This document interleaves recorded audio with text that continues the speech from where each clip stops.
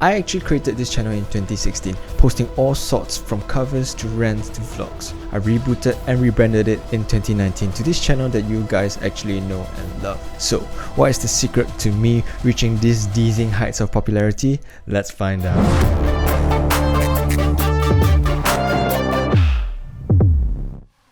Alright, so welcome back to the channel, and it's been a while since we had a chat. I have no idea how I became a coffee focused channel, but I'm not, because the vlogs will be back since most of the isolation measures has been lifted. Now if you search on YouTube on how to grow a YouTube channel, you'll see that there's a long ass list of these kind of videos, and almost everyone says the same thing. One of the tips that's always recurring is find your niche. Now before we get into that, let's talk about these sort of videos. With every how to become sort of videos, I'll advise you to take it with a pinch of salt. I'm not saying that these advices are wrong or bad, so don't get me wrong, please don't hate tweet me. But what I mean is that if these advices really work for everyone, there will be millions of YouTube channels, successful YouTube channels. There will be millions of fit people and also millions of successful businesses. You will have millions of millionaires. What I'm saying is there's so much more to these advice videos. You have your own personality, you have whether these advices work for you or not, etc. So there are just too many factors with these kind of videos. I get that niches are important. People know what you are talking about and they know what they're gonna get from you. If you're good at teaching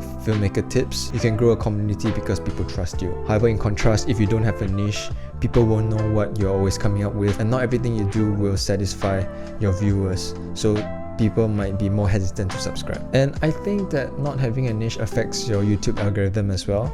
Like they might not be recommending your videos more to others because they don't know what is your style and trend. When I rebranded this channel, I wanted to go along the whole cinematic vlogger, filmmaker kind of route. That was my niche I was going for, which you can clearly see from the first video of this channel right now. But along the way, I've done food reviews, game shows, rants, many different things, and now also a whole series on coffee. The thing is, I still identify myself as a cinematic vlogger slash filmmaker. I still want to create aesthetic visuals that can wow others, but I can't stick around and talk about the same thing all the time. That's how my creativity works. And also, I would say, this is not a hate thing or anything, right? It would be so much easier sticking to my identified niche if I can get like equipment sent to me every now and then. And this is not about money, right? I can take this like drone, for example. I can take this drone out and test it and talk about it, and there we will have a video done.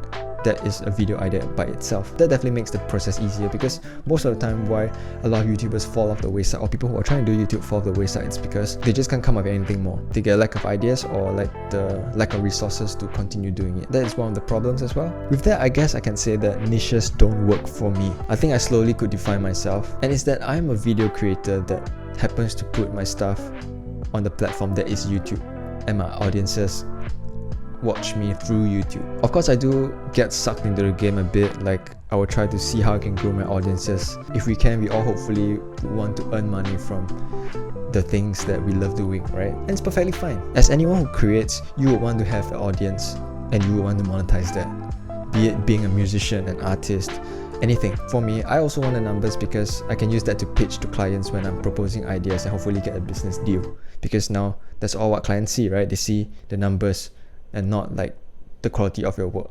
That's truth. That's raw truth. Now, I can't put a definition to it, but I would say that my videos have a style. And maybe it's not something that works here, although I'm very happy to say that I do have viewers from the US and the UK. Shout out Derek. And I recognize that I'll never grow at a rate that I would hope for if I do not appeal to the generic demographic. If I don't cover things like current affairs, memes, TikToks, I'm not going to get the clicks. That's why I always appreciate every single one of you who has been watching and supporting the channel thus far. And I'll be honest with this, right? As much as I find how shitty this trend system works, I guess I've come to terms with it. And I think I'll be happy with that down the road. Because even if I don't get the kind of platform that I desire, at least when I look back on this journey 5 to 10 years down, I won't be disgusted or ashamed with the stuff that I've put out. And if I do get that platform or following, at least I can take heart in the fact that I built this brand the exact way I envisioned, without like, in a lack of better word, selling out. Or I could say that at least